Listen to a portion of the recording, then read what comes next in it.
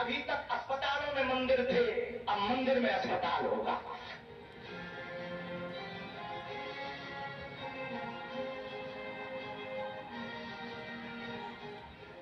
बागेश्वर धाम में भजन, भोजन और निरोगी जीवन तीनों का आशीर्वाद मिलेगा।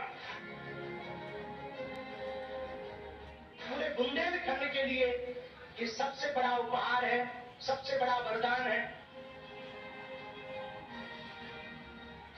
अब बागेश्वर धाम में आरोग्य का आशीर्वाद भी मिलेगा। बागेश्वर धाम की जय, जटाशंकर धाम की।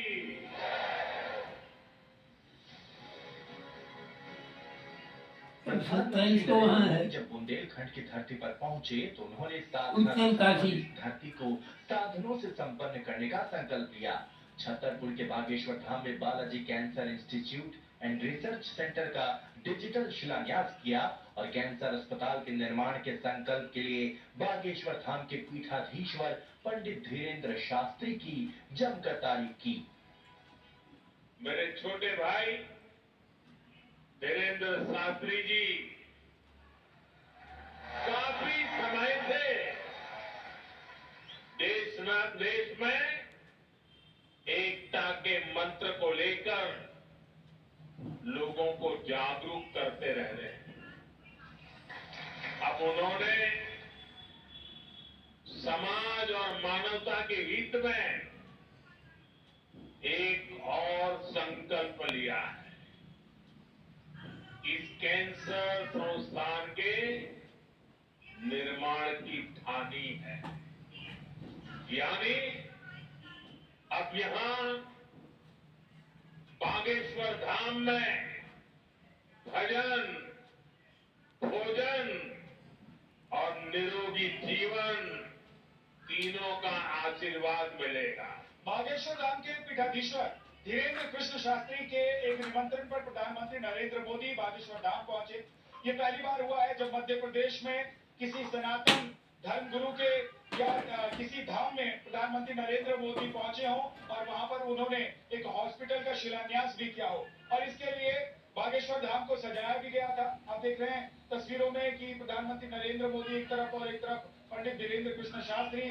तो अलग अलग जगहों पर आपको अलग अलग बोर्ड और खंभों पर आपको यहाँ का पूरा चरित्र चित्रण मिल जाएगा।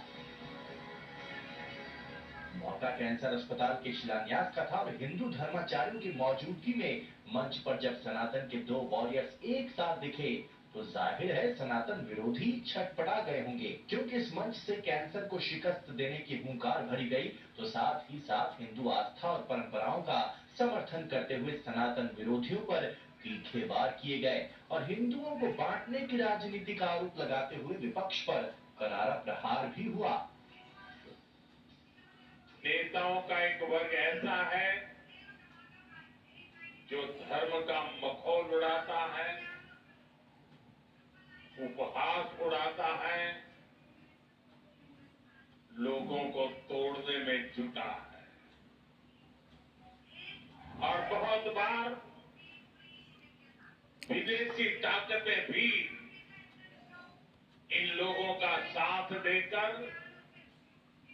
देश और धर्म को कमजोर करने की कोशिश करती दिखती है।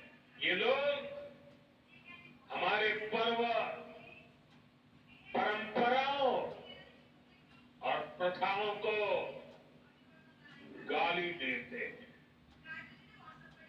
जो धर्म, जो संस्कृति स्वभाव से ही प्रगतिशील है, उस पर ये कीचड़ उछालने की हिम्मत दिखाते हैं। हमारे समाज को बांटना, उसकी एकता को तोड़ना ही इनका एजेंडा है। इस माहौल में मेरे छोटे भाई धीरेन्द्र शास्त्री जी काफी समय से देश में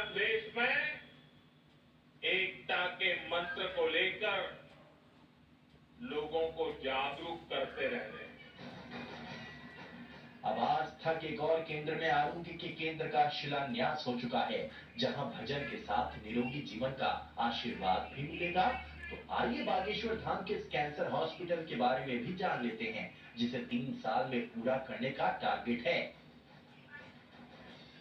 ये उसका मॉडल आपको यहाँ पर दिखाया जा रहा है। जब प्रधानमंत्री यहाँ पर आए थे, वहां पर ये मॉडल रखा गया था। आप देख सकते हैं कि ये 1 2 3 4 5 6 7 8 मंजिला जो ये इमारत आपको नजर आ रही होगी, एक मंदिर नुमा इमारत आपको ये नजर आ रही होगी। पिरामिड की आकृति जो है, यहाँ पर आप देख सकते हैं कि पिरामिड की आकृति का ये हॉस्पिटल जो है वो बनाया जा रहा है। इसमें इस तरीके की व्यवस्था की जा रही है कि जो ग्रीनरी है वो मतलब इको फ्रेंडली जो है, इस तरीके का ये हॉस्पिटल बनाया जाएगा। और इसको बाद में आगे चलकर मेडिकल इंस्टीट्यूट, मेडिकल कॉलेज के तौर पर भी विकसित किया जाएगा। 25 एकड़ में अस्पताल परिसर का निर्माण किया जाएगा। इसका डिजाइन पिरामिड के आकार का बनाया गया है। अस्पताल का निर्माण 4 फेज में होगा। पहले फेज में अस्पताल में 100 बेड की सुविधा होगी। पहले फेज की लागत 200 करोड़ रुपए से ज्यादा आएगी। पहले फेज का काम 3 साल में पूरा करने का लक्ष्य है। लेकिन सबसे बड़ी बात यह है कि अस्पताल में गरीबों के निःशुल्क इलाज की व्यवस्था रहेगी। बागेश्वर धाम का हॉस्पिटल 4 चरण में होगा। प्रथम चरण में लगभग 100 बेड का होगा, जिसमें 20 आईसीयू लिए होंगे और रेडिएशन की व्यवस्था होगी, कीमो की व्यवस्था होगी, थेरेपी, मल्टी स्पेशलिटी भी होगा और साथ में ट्रॉमा सेंटर भी रखा जाएगा। और ये धीरे धीरे चरण बढ़ा करके 4 चरण में लगभग 300 से 400 बेड तक पहुंचाएंगे इसको और मेडिकल कॉलेज तक इसको पहुंचाएंगे। बागेश्वर धाम में बन रहे कैंसर हॉस्पिटल से सिर्फ मध्य प्रदेश या छतरपुर के लोगों को ही फायदा नहीं होने वाला है, बल्कि इसके आसपास के राज्य के लोग भी यहाँ आकर अपना इलाज करा सकते हैं। और खास बात यह है कि यहाँ पर मुफ्त इलाज की भी व्यवस्था होगी। इसके अलावा बाबा बागेश्वर के अनुसार बाहर से यानी कि विदेशों से भी डॉक्टर यहाँ पर इलाज के लिए आएंगे, ताकि बेहतर सुविधा के साथ साथ बेहतर चिकित्सा भी लोगों को मुहैया कराया जा सके। ये वही धीरेन्द्र शास्त्री हैं जो सनातन की धर्म ध्वजा को लेकर आगे बढ़ रहे हैं, जो हिंदू एकता का प्रण ले चुके हैं और हिंदू राष्ट्र के एजेंडे पर काफी मुखर रहते हैं। आप हमेशा बात करते हो हिंदू राष्ट्र की, क्या प्रधानमंत्री जी से भी इस विषय में कोई चर्चा हुई?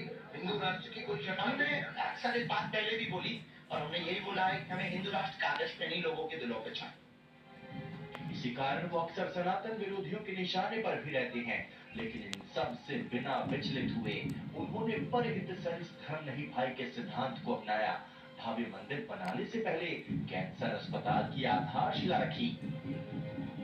सच्चा हॉस्पिटल बनने वाला है कैंसर हॉस्पिटल, जो एशिया में पहला हॉस्पिटल होगा कैंसर हॉस्पिटल, जो अपने बागेश्वर धाम में बनने जा रहा है। हनुमान जी की विशेष कृपा है। मैं तो बहुत खुश हूँ, क्योंकि हमारा और जो बागेश्वर धाम फैमिली का जो सपना था कैंसर हॉस्पिटल ओपनिंग का, तो आज भूमि पूजन है उसका, तो बहुत ही अच्छा लग रहा है। ये भी कहना चाहते हैं, मतलब अच्छा है सबके लिए, दवा न दुआ संगे मिलेगी तो बहुत अच्छी बात है। आध्यात्म के साथ सेवा सनातन की परंपरा रही है और ये परंपरा देश में उत्तर से दक्षिण और पूरब से पश्चिम तक नजर आ जाएगी। जहां मठ और मंदिर चैरिटेबल अस्पताल चलाते हैं, जाति धर्म से ऊपर उठकर गरीबों को निःशुल्क इलाज मुहैया कराते हैं। भाइयों बहनों,